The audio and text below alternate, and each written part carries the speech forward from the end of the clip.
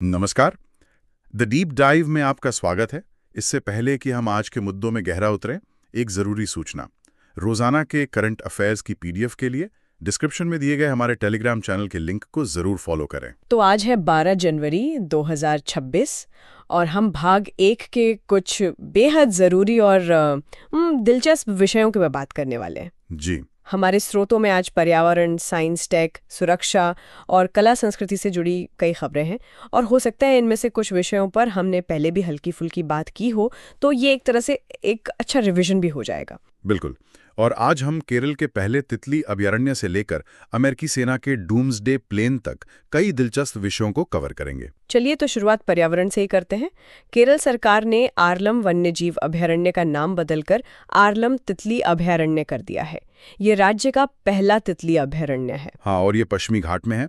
इसकी सीमाएं जो हैं वो कर्नाटक के ब्रह्मगिरी वन्यजीव अभयारण्य से लगती हैं। अच्छा। यहाँ आपको सदाबहार और अर्ध सदाबहार वन मिलेंगे। और यहाँ की एक और खास बात है चीखनी नदी। ओके। ये ब्रह्मगिरी पर्वतमाला से निकलकर इन घने जंगलों से होकर बहती है। यहाँ तितलियों की 266 से ज्यादा प्रजातियां मिलती हैं, जो केरल की कुल तितली प्रजातियों का 80% से भी अधिक है।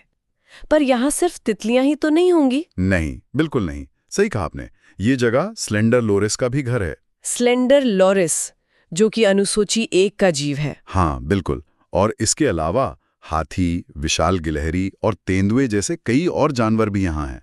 और एक और दिलचस्प बात, यहाँ हर साल जनवरी या फरवरी में एक तितली प्रवासन अध्ययन भी होता है।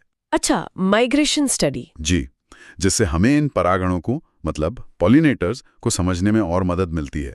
पर्यावरण से जुड़ा एक और विषय है फेरेज लीफ मंकी का।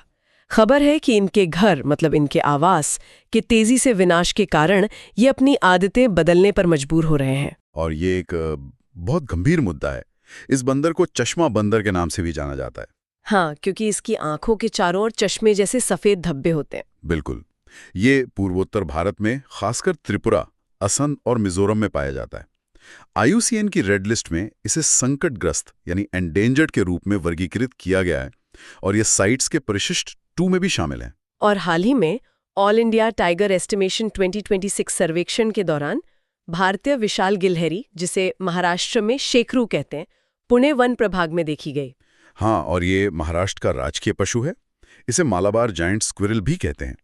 इसकी खासियत है इसका कई रंगों का शरीर। हाँ, मैंने तस्वीरें देखी हैं। क्रीम, भूरा, काला, लाल, काफी रंगीन होती है। जी, और ये दुनिया की सबसे बड़ी गिलहरियों में से एक है। पर अच्छी बात यह है कि आईयूसीएन रेड लिस्ट में इसे लीस्ट कंसर्न्ड यानी कम चिंताजनक श्रेणी में रखा गया है। चलिए अब विज्ञान की तरफ बढ़ते हैं।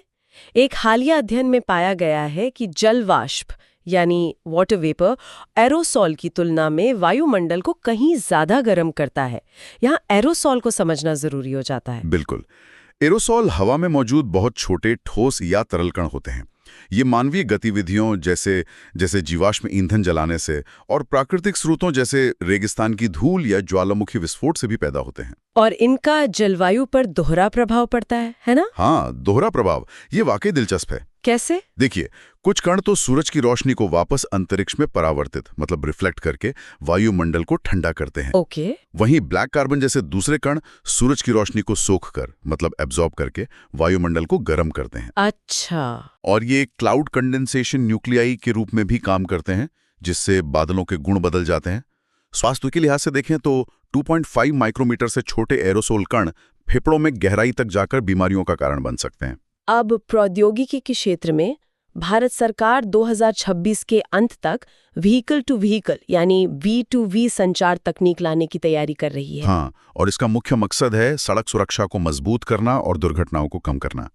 ये एक वायरलेस तकनीक है जो गाड़ियों को सीधे एक दूसरे से संवाद करने देती है बिना किसी नेटवर्क के। बिना नेटवर्क के? तो ये काम कैसे करेगा? गाड़ियों में एक सिम कार्ड जैसा उपकरण लगाया जाएगा। V2V तकनीक से लैस हर गाड़ी लगातार अपनी गति, स्थान, दिशा जैसी जानकारी प्रसारित करती रहेगी। और जब कोई खतरा होगा तो सिस्टम ड्राइवर को अलर्ट कर देगा। ये 360 डिग्री कम्युनिकेशन को पक्का करेगा और ADS मतलब एडवांस्ड ड्राइवर असिस्टेंट सिस्टम के साथ मिलकर काम करेगा। खासतौर पर कोहरे जैसी स्थितियों में ये बहुत ही उपयोगी होगा। विज्ञान से जुड़ी एक चिंताजनक खबर तेलंगाना से है, जहां ड्रग कंट्रोल एडमिनिस्ट्रेशन ने एथिलीन ग्लाइकॉल से दूषित एक सिरप के बैच पर रोक लगा दी है। एथिलीन ग्लाइकॉल ये एक रंगहीन, गंधहीन लेकिन मीठे स्वाद वाला कार्बनिक यौगिक है। इसका केमिकल फॉर्मूला C2H6O2 है। और इसका मुख्य उपयोग तो ऑटोमोटिव उद्योग में एंटी फ्रीज और कूलेंट के रूप में होता है ना? जी, क्योंकि ये तरल पदार्थों के हिमांक यानी फ्रीजिंग पॉइंट को काफी कम कर देता है, लेकिन ये बहुत जहरीला होता है।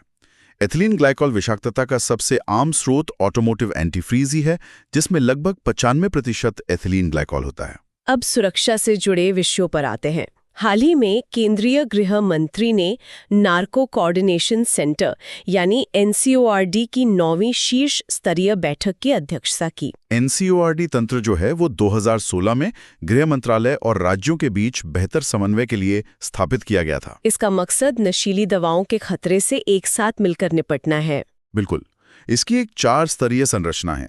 सबसे ऊपर केंद्रीय गृह सचिव की अध्यक्षता में एक समिति है, फिर कार्यकारी स्तर, फिर राज्य स्तर पर मुख्य सचिवों की अध्यक्षता में, और फिर जिला स्तर पर जिला मजिस्ट्रेटों की अध्यक्षता में समितियां हैं। और इससे जुड़ी कोई और पहल भी है? हाँ, सूचनाओं के आदान प्रदान के लिए एक NCORD पोर्टल भी लॉन्च किया गया है और एक टोल फ्री हेल्पलाइन मानस यानी MANAS नंबर 1933 भी शुरू की गई है। भारतीय सेना ने भी हाल ही में साझा शक्ति नाम का एक संयुक्त अभ्यास किया। हाँ, यह एक जॉइंट मिलिट्री सिविल फ्यूजन अभ्यास था। यह दक्षिणी कमान के तहत डिग्गी रेंज, खड़की सैन्य स्टेशन में हुआ। तो इसका मकसद था कि जटिल सुरक्षा चुनौतियों और आपातकालीन स्थितियों से निपटने के लिए सशस्त्र बलों और नागरिक एजेंसियों के बीच समन्वय को मजबूत किया जाए। बिल्कुल। इसमें सेना के साथ साथ महाराष्ट्र पुलिस और अग्निशमन सेवाओं सहित 16 प्रमुख नागरिक एजेंसियों के 350 से ज्यादा कर्मियों ने भाग लिया। अब अंतर्राष्ट्रीय सुरक्षा की बात करें तो अमेरिकी सेना का डूम्सडे प्लेन कहे जाने वाले बोइंग E-4B नाइट वॉच को लॉस एंजल्स में देखा गया। ये अमेरिकी सेना के सबसे गुप्त विमानों में से एक है। इसे नेशनल एयरबॉर्न ऑपरेशन सेंटर के रूप में डिजाइन किया गया है। मतलब इसका मिशन ये पक्का करना है कि परमाणु युद्ध या किसी विनाशकारी हमले जैसी बहुत ही चरम स्थितियों में भी अमेरिकी सरकार काम करती रहे। सही। तो ये एक तरह से एक उड़ता हुआ कमांड पोस्ट है। हाँ, बिल्कुल। ये एक संशोधित बोइंग 747 है, जिसे इलेक्ट्रोमैग्नेटिक पल्स यानी EMP और परमाणु विकिरण से बचाने के लिए हार्डन किया गया है। यह हवा में ईंधन भर सकता है और लंबे समय तक हवा में रह सकता है। और इसका वास्तविक आपात स्थिति में केवल एक बार ही इस्तेमाल हुआ है, 11 सितंबर 2001 के हमलों के बाद। जी। चलिए अंत में कला और संस्कृति की ओर रुख करते हैं।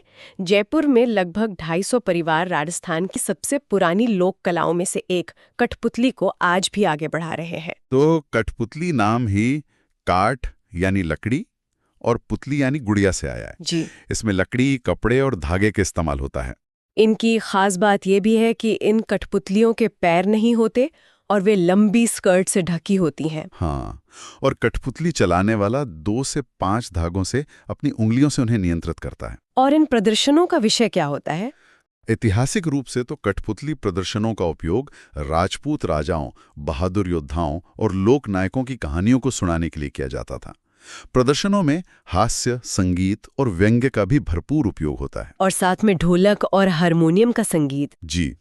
और इनकी बड़ी बड़ी आंखें, अंडाकार चेहरे और रंगीन पोशाकें इन्हें बहुत आकर्षक बनाती हैं।